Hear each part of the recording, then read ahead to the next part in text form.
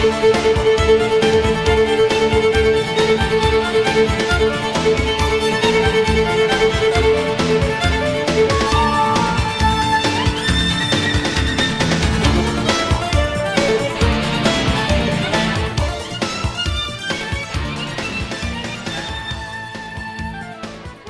today we're going to learn about the violin. The first thing you should know is how the sound is produced. Like all instruments, the sound comes from vibrations. In this case, the bow being pulled along the strings creates friction, and in that way, vibrations are produced to make a sound something like this.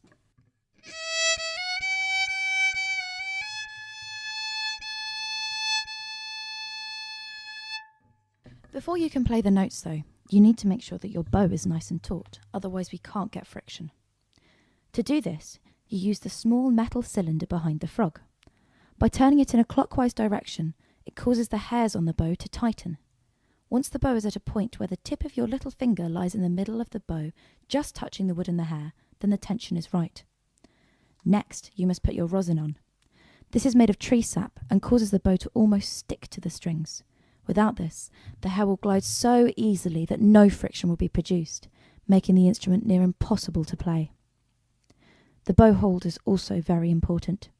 Make sure that your hand is over the frog and place your thumb just in front of the little dot with your middle finger directly opposite.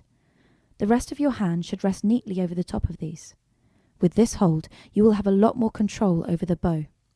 You must remember that when using the bow, your upper arm stays still as your elbow and wrist joints move. This creates a lever action that enables the bow to move in a straight line while going up and down the strings. When you pick up your violin, your shoulder rest will go on your left shoulder, and you bring your chin towards the chin rest. This will make your body turn slightly towards the left, and your neck will have a swan-like quality if you are holding it correctly. When holding it like this, your elbow should be in line with your waist, but not resting on it. Now, for our strings. The lowest string on the violin is G. When you play this, your wrist will be nearly in front of your face, and by gently pulling the bow across the string, you will hear this noise. The next string up is the D string. To play this on its own, you change the angle of your wrist ever so slightly. Then your bow will be touching just the D string, and if you keep that straight lever action, your bow will do the work for you.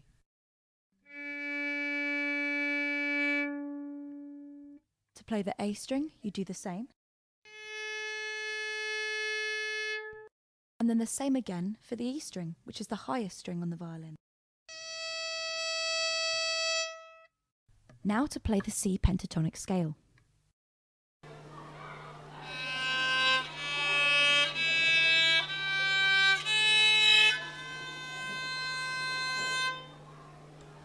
If you start on the G string, nice and low, and place your third finger, your ring finger, over the red dot, you will be playing a C.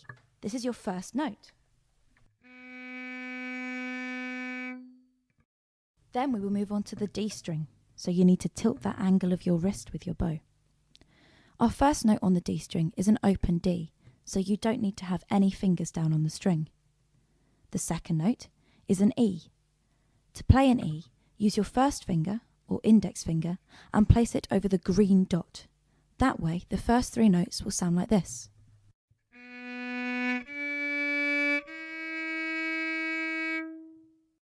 Your next note is also on the D string. This time, you will be playing a G. This G is right next to where the C was on the G string. So use the same red dot to guide you on the D string. Your first four notes will sound like this.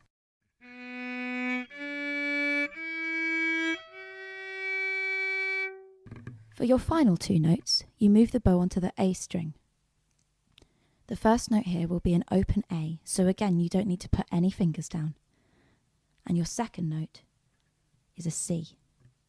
To play the C, you use your second finger, or middle finger, and put it over the red dot on the A string. Your full scale will now sound like this.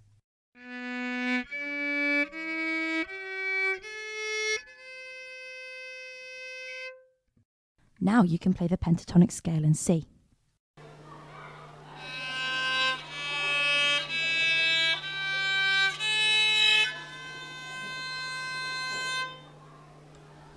So there it is, the violin.